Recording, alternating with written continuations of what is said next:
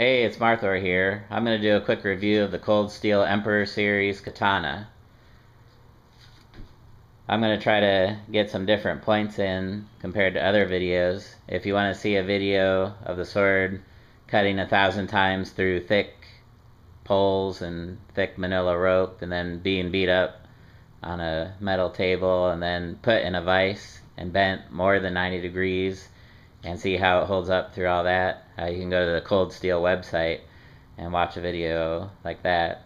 But I'm just going to compare it to some other in my collection and make some other points. My first sword that I got was in the mid-80s, was this one. This is actually a Wakizaki, shorter sword. Got it through a martial arts mail order catalog. That was long before the days of the internet and before it was so easy and common to get a samurai sword. And this was 440 stainless steel, and a lot of the ones you get in catalogs nowadays are 440 stainless, but what makes the Cold Steel that I just got different is that it's battle ready. Like I mentioned, it can do all that cutting and still hold an edge and bend and not break. So this is a battle ready sword, and these others are decorative and wall hangers. Not that they're not sharp, but they won't hold an edge and they're more likely to break in a battle.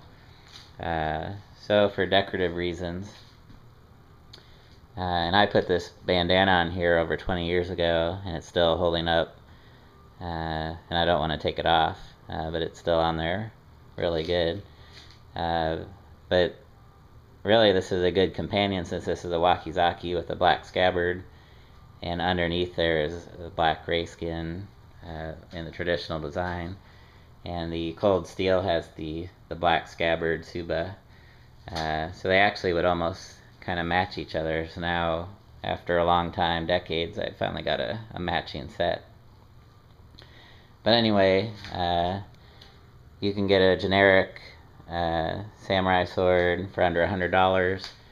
If you get a movie replica, it'll probably be over $100. But to get a battle ready would be at least $300. That's about how much this one was. Here's some swords I have in my collection. Here's the Snake Eyes G.I. Joe movie sword. Here's another generic katana. I also have the Highlander katana. I like that show from the TV series. But pretty much any time a katana is used in a movie, like Kill Bill, or a TV show like The Walking Dead has Michonne, is real popular with a katana. You can get replicas of any of those that you want. But what makes this one different and a step up, and a lot more expensive even, is it's battle ready, and it'll hold an edge better, and it'll bend and not break, and you could actually go into battle with it and it would hold up.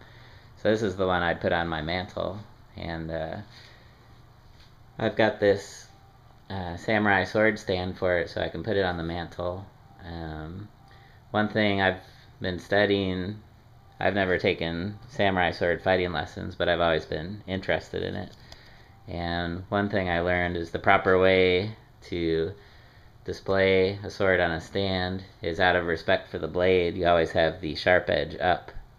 And unfortunately you see that done wrong in movies and TV shows. And it kind of blows the realism when they're supposed to be playing a samurai master or whatever, and then you go into their house and they've got their sword upside down. But anyway, because of my interest, I read the Book of Five Rings by Miyamoto Musashi. He's one of the most famous samurai ronin in Japanese history, and in reading his book you'll find out he survived over 50 duels, him against another samurai, and he won. Usually in a samurai fight, one pass and the fight's over, because the samurai with the greater skill would have probably cut down his opponent with the very first blow. And after that first pass, someone's probably got something chopped off, or they've been run through on that very first pass. So it's not like the movies where they make a long fencing sword fight. That's not how real samurai sword fights would have been. Actually, if you remember the TV show Voltron, the cartoon, it was actually loosely based off of Miyamoto Musashi's book of 5 rings, and the 5 lions are the 5 rings. And when Voltron would form the blazing sword, he'd actually fight like a samurai, and in every single episode was kind of the same. And he'd do one pass, and the enemy robot was cut down or cut in half or whatever in one pass. So it wasn't ever a big sword fight. It was done just like Miyamoto Musashi's book. The Cold Steel is 1055 steel compared to the usual 440 stainless on the replicas. Few closer details. The menuki brass decoration. This is called a sasumata. It's if you can see, it's a pole with prongs at the end. During the Edo period of Japan, the samurai served as the police also, and so this sasumata was one of the tools that the samurais used to subdue the criminals while they were being arrested. So that's what that is.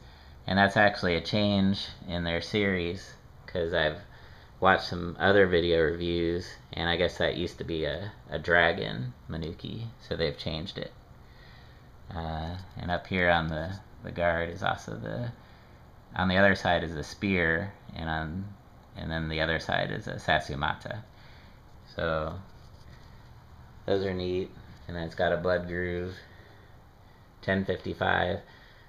Some of the reviews said they came razor sharp out of the box. Mine isn't quite so sharp. Other reviews said they weren't as sharp. I'm gonna have to work on mine a little bit. But it's a nice sword, and it's battle ready, other than needing to be sharpened first. But I'll take care of that. So I hope you enjoyed this review and stepped up my collection of swords by getting a better battle ready sword that I definitely recommend. So if you like katanas, consider, you've probably got these wall hangers too, consider getting a real sword. And not that it's real in exactly Japanese tradition. It's more like a Japanese sword shaped, durable sword. And the metal actually will probably outperform the old Japanese samurai swords. They had state-of-the-art back then, and they had a long process to make pure iron. But actually, in the modern day, getting pure iron can be done a lot more easily today. And this 1055 steel will definitely hold up in battle. And as far as function, maybe not in style, but as far as function, will hold up against any other katana. So thanks for watching. Hope you enjoyed the review, and take care.